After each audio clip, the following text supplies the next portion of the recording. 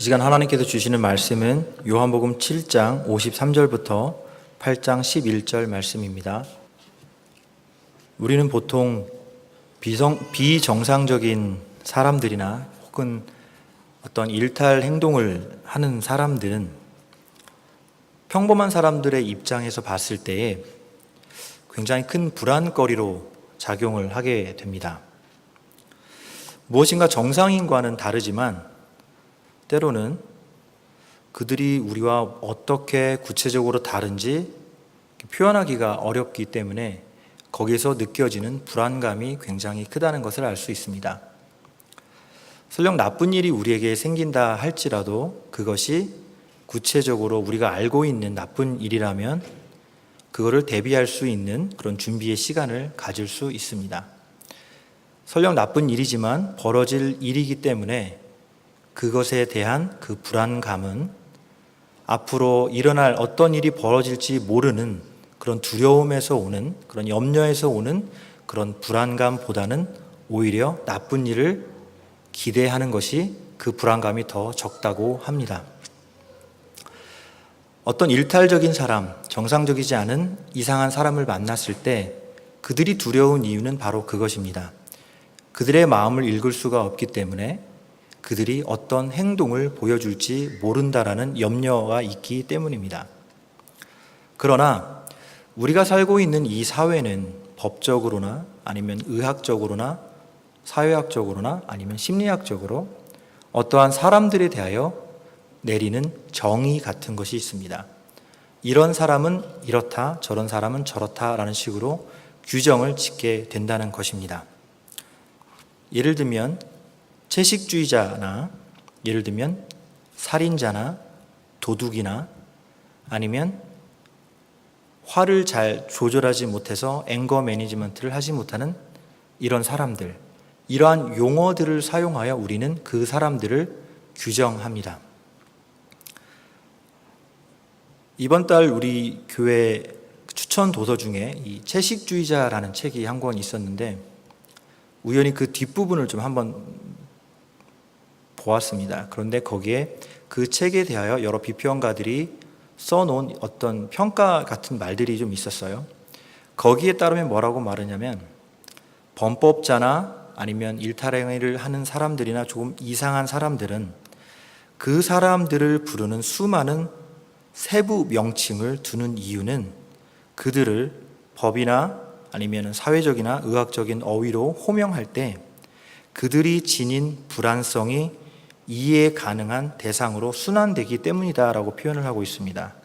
조금 어려운 말일 수도 있지만 어떤 말로 그 사람을 정의 내려버리면 그 사람이 앞으로 보여줄 수 있는 예상된 행동을 예측할 수 있기 때문에 그렇습니다. 채식주의자라는 말, 이 사람은 채식을 하는 사람이기 때문에 앞으로 이 사람을 만난다면 어떻게 식탁을 만들어야 되고 어떤 곳에 가서 식사를 해야 되고 또 이 사람과 대화를 나눌 때 어떤 음식에 대하여 또 동물에 대한 부분들, 이런 여러 가지에 대한 부분들을 규명하기가 쉽기 때문에 사람을 이해하는, 분류화하는 데 굉장히 유용한 툴이라고 말을 합니다. 하지만 때로는 이런 식으로 법적인 용어, 세부 사항으로 사람들을 정의하는 용어들은 사람들을 올바르게 이해하는 데 오히려 방해가 되기도 한다는 점입니다.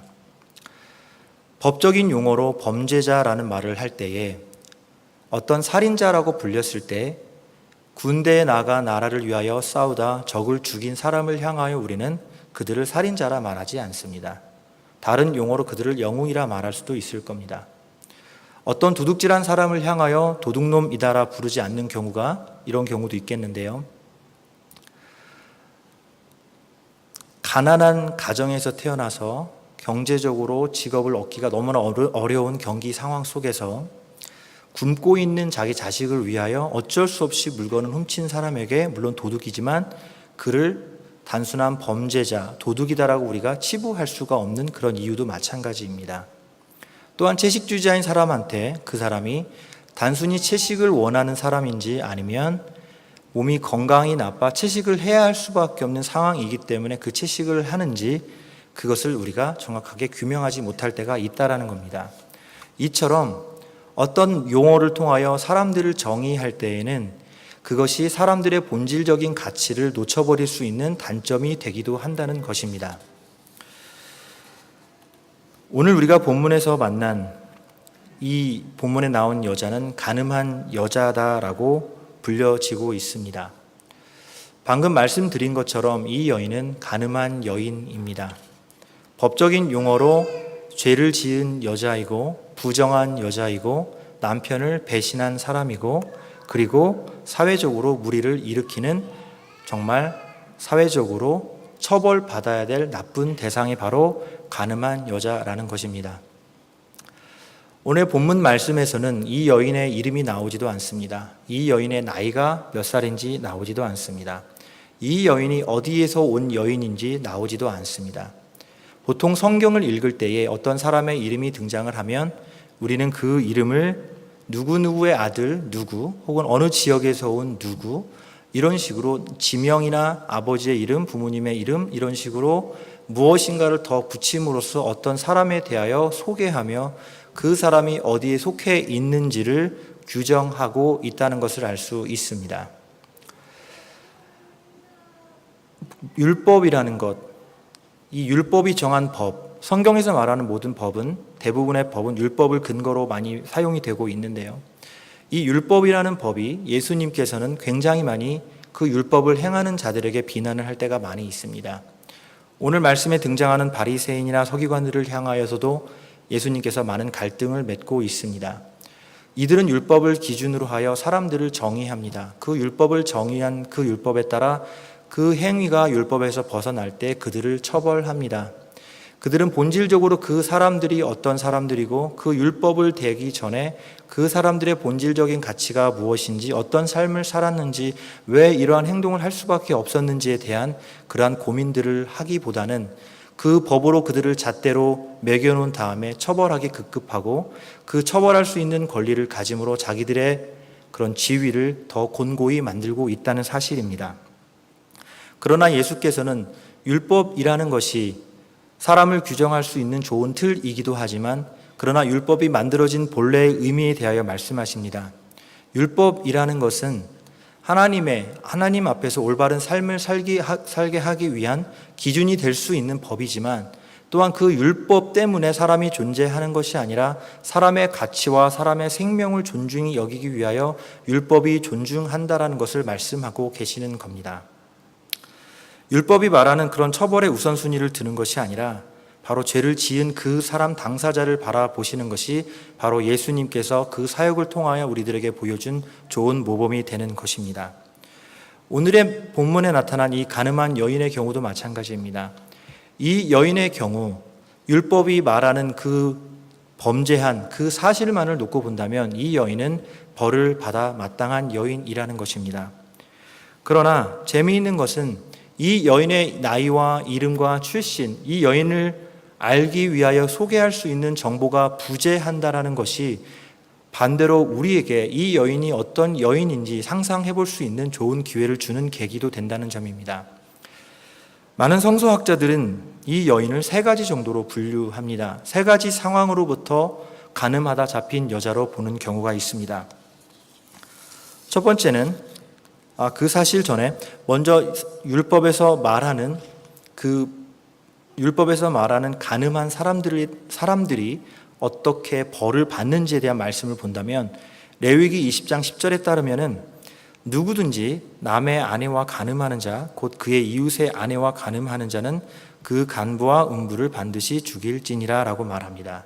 또한 신명기 22장 22절에 따르면 어떤 남자가 유부녀와 동침한 것이 드러나거든 그 동침한 남자와 그 여자를 둘 다 죽여 이스라엘 중에 악을 제거할지니라 라고 말하고 있습니다.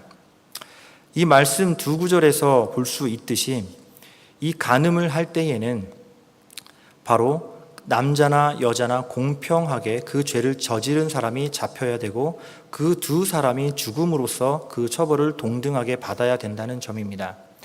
조금 전에 말씀드리다 말려고 했던 이 간음한 여인이 어떤 환경에서 잡혔는지에 대한 그 배경을 설명할 때 첫 번째의 경우는 이들이 우연찮게 간음의 행위를, 불륜의 행위를 하다가 서기관이나 바리새인들이 다른 사람의 신고에 의해 그들을 직접 들이닥쳤고, 그 경우에 남자는 불이 나게 도망을 가고 이 여인만을 그곳에 놔두고 간 경우를 의미할 수도 있습니다.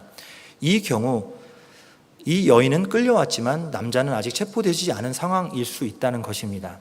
하지만 이 상황의 경우에 이 여인을 취조하고 이 여인을 자꾸 조사를 하다 보면 그 남자가 어떤 남자인지를 알 수 있는 여러 가지 그런 상황들이 생길 수 있기 때문에 오늘 본문에서 나올 수 있는 그런 상황과는 조금은 어색한 상황일 수도 있습니다. 두 번째 상황의 같은 경우에는 간음한 그 현장을 덮칠 때에 그들을 벌하기 위하여 필요한 조건이 있다는 겁니다. 먼저 그것이 무엇이냐면 어떤 사람들이 간음한 그런 불륜의 현장에 있을 때에 그들을 율법에 의하여 처벌하기 위해서는 이들을 처벌하기 위한 최소 2명의 증인이 필요하다라는 겁니다. 그래서 이들을 벌하고 이들을 정말 고소하고 형벌을 줄 때에는 2명의 증인이 나와서 그 사실을 말해야 되는 것입니다. 그러나 오늘 본문의 말씀을 읽어보면 이 본문의 말씀에서는 그 어떤 증인도 나와 있지 않다는 사실을 알 수 있습니다. 이 말은 다시 뒤집어 본다면 이 불륜의 현장을 덮친다라는 것 자체는 2명의 증인을 데려오기가 굉장히 어렵다라는 겁니다. 사람들이 은밀히 몰래 하는 것이기 때문에 그 현장에 가는 것은 누군가 사전에 어떠한 특별한 정보를 주지 않고서는 그들이 불륜의 현장에 있다라는 것을 잡는 것은 굉장히 어렵다라는 겁니다. 아마도 바리새인이나 서기관들이 불륜을 행하는 어떤 한 남자를 찾아냈고 그 남자가 그 사실은 알고 있지만 증거가 부족한 그 경우에 그로 하여금 그 죄를 사면해 주는 대가로 그 여인을 넘겨줄 수 있는 조건과 환경을 만들어 그 여인만을 넘겨줄 수 있는 환경을 만들었다라는 가정도 할 수 있다라는 겁니다. 그렇기 때문에 이 여인이 자신만 벌을 받는 것이 억울하다 하여 남자의 이름을 말한다 할지라도 그러나 이미 바리새인이나 서기관과 그 모종의 그런 계략이 있었기 때문에 이 여인은 정말 무죄로 혹은 동등한 그 벌의 처벌을 받을 수 없는 상황이 생길 수도 있다라는 겁니다. 또 마지막 세 번째 추정할 수 있는 상황은 예수님께서 이혼에 대하여 가르쳤던 그 말씀을 오히려 역으로 공격하기 위한 바리새인들의 그런 하나의 전략일 수도 있습니다. 마태복음 5장 32절에는 이렇게 말씀합니다. 나는 너희에게 이르노니 누구든지 음행한 연고 없이 아내를 버리면 이는 저로 간음하게 하며 또 누구든지 버린 여자에게 장가드는 자도 간음함이니라 라고 말하고 있습니다. 원래 모세의 율법에는 이혼에 대한 그런 규정이 있는 걸 여러분들께서는 들어보셨을 겁니다. 모세가 이혼에 대한 규정을 그곳에 넣어놓은 것은 남자가 여자로 하여금 이혼을 쉽게 할 수 있는 근거를 마련해 주기 위함이 아니었습니다. 오히려 법적으로 여러 가지 까다로운 조건을 만들어 줌으로써 남자가 여자에게 행할 수 있는 그런 궁극의 그런 의무와 책임을 다할 수 있게 만들기 위함이었습니다. 단지 조건은 음행한 행위를 하는 경우, 부정한 행위를 하는 경우를 제외하고는 아내를 버려서는 아니 된다라는 말을 한 것입니다. 그러나 바리새인들은 시간이 지남으로써 음행하다 아니면 부정하다라는 그 행위 자체를 다시 재규정합니다. 그 의미를 단순하게 불륜을 행하는 행위가 아닌 다른 여러 가지 예외 조항들을 붙여 넣음으로써 그 문구를 자의적으로 해석을 함으로써 이혼할 수 있는 근거들을 남자들에게 많이 제공하여 주고 있다는 겁니다. 그렇기 때문에 그러한 근거로 바탕하여 남자들이 쉽게 여자들을 버릴 수 있게 되고 그렇게 버림을 받은 여자들이 다른 사람과 결혼했을 때 그것이 재혼의 의미가 아니라 바로 간음하게 된다라는 예수님의 가르침이라는 것입니다. 그런 의미에서 이런 배경에서 바로 바리새인들은 예수님께서 이러한 가르침을 했던 그 말에 공격하기 위하여 다시 그 간음한 여인, 다시 말해 재혼한 그 여인을 잡아다가 그 현장에 두었을지도 모른다라는 그런 상황을 설명해 볼 수 있습니다. 본문의 말씀을 두고 봤을 때에는 간음한 여인이다라는 말만 나와 있습니다. 제가 말씀드린 여러 가지 세 가지 상황의 그 여인을 두고 봤을 때에 어떠한 여인인지 우리는 분명히 말할 수 없다라는 것입니다. 하지만 분명한 것은 예수님께서는 그 여인을 향하여 치근한 마음을 두고 계셨다라는 겁니다. 왜냐하면 엄밀히 말해 율법이 말한 규정이라면 그 여인뿐만 아니라 남자까지 그곳에 와 있어야 됩니다. 급하게 그곳에 여인을 데려올 이유가 없다라는 의미입니다. 그런 이해 가운데 예수님은 그 여인을 새롭게 바라보고 있습니다.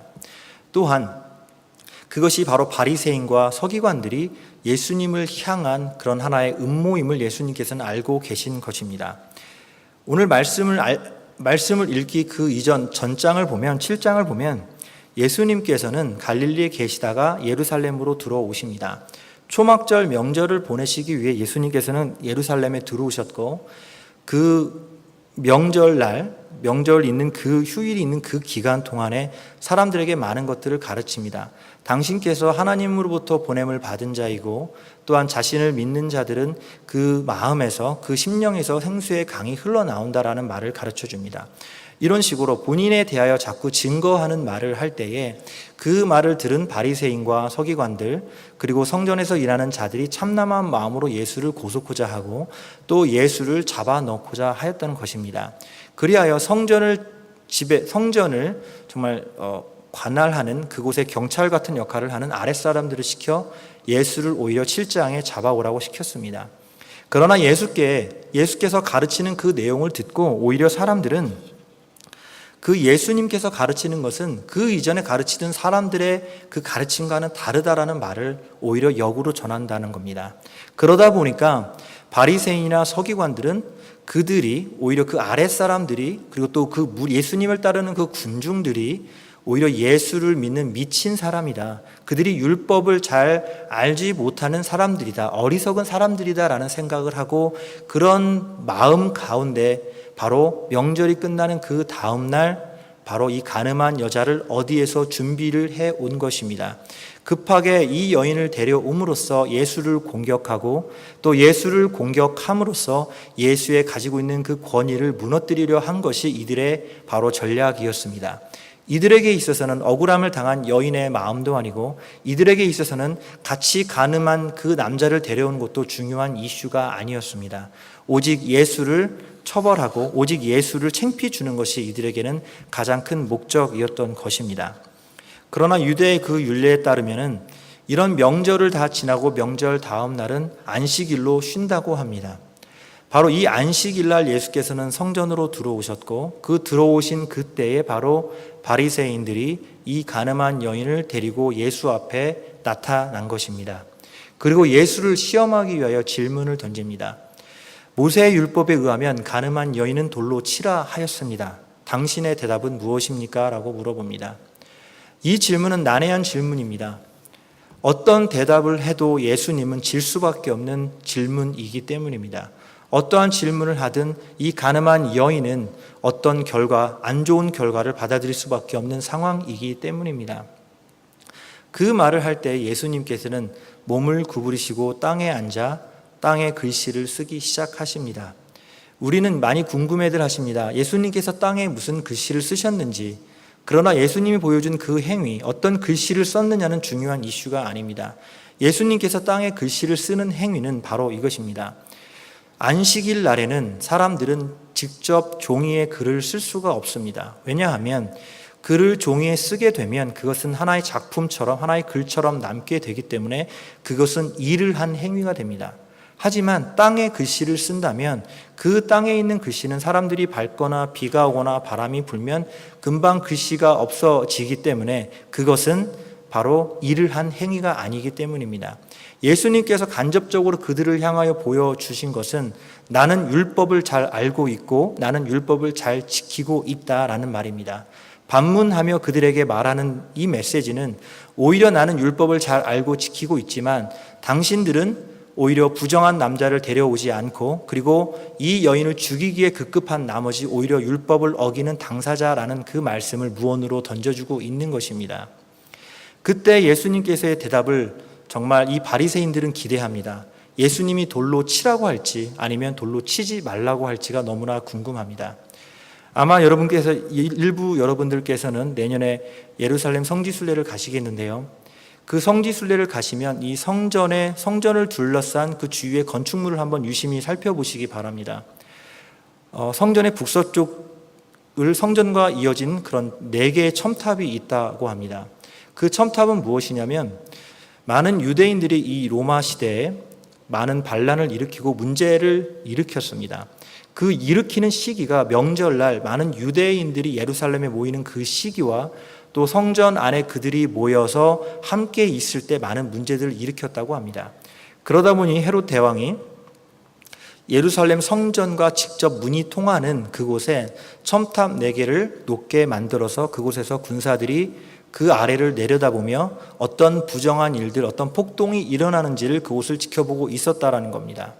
그렇기 때문에 예수님께서 만약에 그 여인을 향하여 돌로 치라라는 말을 하신다면 그 군중들은 그 여인을 향하여 돌로 내려치기 시작할 겁니다.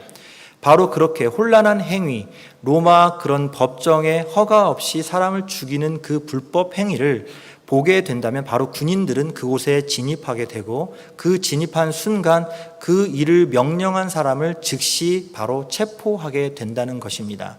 바리새인들은 돌로 치게 하는 그 행위를 통하여 예수님을 바로 이방인들의 손에 의하여 처벌하고 싶었던 하나의 그게 그들의 계략이었던 것입니다. 만약에 예수님께서 그 여인을 향하여 돌로 치지 말라라는 대답을 하게 된다면 예수님은 반대로 유대의 그 율법을 지키지 않는 사람으로 판명이 나게 될 겁니다. 유대인들의 입장에서는 유대의 율법을 지키지 않는 선생의 말은 큰 신뢰를 잃어버리게 됩니다. 그 신뢰를 잃어버린다면 예수님은 다시 어떤 말씀을 가르친다 할지라도 그들은 그의 말에 귀 기울일 수가 없고 예수님의 권위는 떨어질 수밖에 없기 때문에 바리새인들이 생각하기에 예수님은 이제는 더 이상 중요한 존재가 아니고 그는 더 이상 문제거리가 아닌 것이 되기 때문입니다. 바로 그때 예수께서는 땅에 글씨를 쓰고 일어나 말씀하십니다. 너희 가운데 죄가 없는 자가 이 여인을 돌로 치라라고 말씀을 하시는 겁니다. 로마의 법에 그 무리를 명령한 자뿐만 아니라 처음 돌을 던지는 행위를 한 사람도 그 명령한 사람과 주동자처럼 같이 체포가 된다고 합니다. 예수님께서는 그러십니다. 너희 가운데 죄가 없는 자가 돌로 치라, 이 말은 나는 이미 잡혀갈 준비가 됐으니까 너희 가운데 가장 먼저 돌로 칠 준비가 된 사람이 돌로 치라는 말씀을 하시는 겁니다. 나와 함께 잡혀갈 자 누가 있느냐라고 물어보고 계십니다. 예수님께서는 마치 레이놀드 니버가 도덕적인 인간, 비도덕적인 인간이라는 그의 저서를 통하여 말한 것처럼 도덕적인 인간의 도덕성을 가진 사람이라 할지라도 그들이 조직을 이루고 군중이 되었을 때에 이들의 조직과 그룹이 비도덕성, 드러내는 그 비도덕성을 드러낼 수 있는 그 모순을 예수님께서는 지적하고 계시는 겁니다.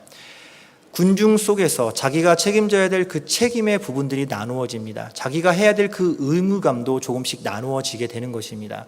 그렇기 때문에 개인이 아무리 올바른 사람이고 윤리적으로 바른 사람이라 할지라도 그들이 군중 안에, 그들이 무리 안에, 그들이 조직 안에 들어간다면 그 조직의 이기심에 편승되어 사람 개인의 윤리성이나 도덕성도 무너져 버린다는 것입니다. 예수께서는 군중과 함께 있는 그 군중을 향하여, 그 군중에 편입된 그 사람들을 향하여 군중이 아니라 개인 한 명을 스스로 돌아보라고 말씀을 하시는 겁니다. 누가 먼저 돌을 치겠습니까? 라고 물어보는 것입니다. 여러분이 갖고 있는 개인, 그 스스로의 윤리성을 다시 한번 깨우쳐 주는 것입니다. 그 말을 하자 어른에 이르기부터 그 다음에 젊은 사람에 이르기까지 한 명씩 빠져나가게 된 것입니다. 중동의 문화를 고려해 본다면 어떠한 집단적인 행동을 할 때에는 그 집단적인 행동을 시작하는 그 시작점이 바로 그 이의 당사자이거나 아니면 나이가 가장 많은 사람입니다. 그 나이가 많은 사람을 사람들이 먼저 쳐다봤을 겁니다. 그러자 그 나이가 많은 사람들은 자기가 그 행동을 주도할 수 없음을 알고 하나씩 빠져나간 겁니다. 그러자 나이가 젊은 사람들도 그것을 빠져나간 겁니다. 이 말씀을 하실 때 그 사람들이 빠져나갈 때 예수님께서는 동일하게 땅을 굽혀 글씨를 쓰고 있으셨던 겁니다. 이때 또한 예수님께서 땅에 글씨를 쓰신 행위는 그 땅에 쓴 어떤 말의 의미라기보다는 예수님이 보여준 그 행동입니다. 예수님께서는 이미 그 곳에서 살인의 마음, 또 일탈의 마음, 또 죽이고자 했던 그 마음을 품었던 사람들의 마음을 죄책감이 들게 만들고 그들이 오히려 옳지 않은 행동을 했음을 깨우쳐 주시는 겁니다. 그때 예수님께서는 그들을 똑바로 쳐다보지 않습니다. 정죄 어린 그 눈빛으로 그들을 바라보지 않으십니다. 오히려 땅에 숙이셔서 땅에 글씨를 쓰며 그들을 바라보지 않는 것입니다. 영어로 이런 표현이 있습니다. Twisting the knife라는 말이 있습니다. 한번 칼로 찌른 사람을 다시 칼을 휘집는다는 말입니다. 죽은 사람을 다시 한번 죽인다라는 우리나라의 말과 같은 말입니다. 이미 그들의 죄의식을 예수님께서는 깨우쳤습니다. 그 죄의식을 깨우친 다음에 예수님께서는 다시 한번 그들을 정죄하거나 그들을 고소하는 눈빛을 보여주는 것이 아닙니다. 마침내 그들이 부끄러워하며 그 자리를 떠났을 때에 가늠한 여인과 예수님은 단둘이 남게 됩니다. 이 여인에게 누구도 고발하거나 고소하는 행위를 하지 않습니다. 예수님도 또한 이 여인에게 내가 너를 정죄하지 않는다 말하십니다. 그녀의 잘못을 알지만 정죄하거나 벌을 내리는 것이 아니라 그 사람이 새로운 삶을 살 수 있도록 예수님께서는 도움을 주시는 겁니다. 이번 이야기는 예수님께서 바리새인과 서기관에게 정말 그들을 통쾌하게 한방 골탕을 먹인 이야기처럼 들릴 수도 있을지 모릅니다. 만약에 예수님에 관련된 이야기가 그 마지막이 여기라면 정말 좋겠지만 그러나 이 일을 계기로 하여 바리새인과 서기관들은 예수님을 향한 그 증오가 더 커지고 예수님을 이제는 단순히 그 자리에 권위를 없애는 것뿐만 아니라 예수님을 죽이고 싶어하는 마음이 더 이들 마음에 가득하게 됩니다. 또한 이 간음한 여인에게 향했던 그러한 증오마저도 예수님에게 전달되어 예수님을 향하는 그 증오는 더 커졌을지도 모릅니다. 어떻게 보면 예수님에게 이 여인은 아무 여인도 아닙니다. 우리도 마찬가지로 예수님이 볼 때 어떤 아무런 존재도 아닐지도 모릅니다. 예수님은 이 여인을 알지도 못합니다. 예수님은 이 여인을 만나본 적도 없습니다. 예수님은 이 여인의 죄도 알고 있습니다. 하지만 예수님은 설령 그 사람이 가장 더럽다 할지라도, 가장 큰 죄인이라 할지라도, 가장 모르는 사람이라 할지라도, 가장 밑바닥에 있는 사람이라 할지라도 예수님은 그 사람을 버리지 않으신다는 것입니다. 죄가 있음을 알지만 정죄하고 고소하고 벌하려 하지 않고 새로운 생명의 기회를 주십니다. 또한 그뿐 아니라 그녀가 받을 그 비난까지도 대신 받으시고 그녀를 살리는 모습을 보여주셨습니다. 아마 우리에게도 동일한 희생과 사랑을 주셨을 줄 믿습니다. 그것이 우리가 흔히 믿는 대속이요, 그것이 우리가 말하는 구원입니다. 우리가 사는 이 세상은 지배적인 이데올로기로 가득 차 있습니다. 지배적인 이데올로기에 정한 그 규정과 그 규칙을 벗어나면 그 벗어난 행동을 한 사람에게는 날카로운 비판의 날이 정말 칼이 되어 다가올 때가 많이 있다라는 것입니다. 이사야서 53장 5절에 이런 말씀이 있습니다. 많이들 들어본 말씀이실 겁니다. 그가 채찍에 맞음으로 우리가 나음을 입었노라. 그가 채찍을 당했기 때문에 우리가 나음을 받고 있습니다.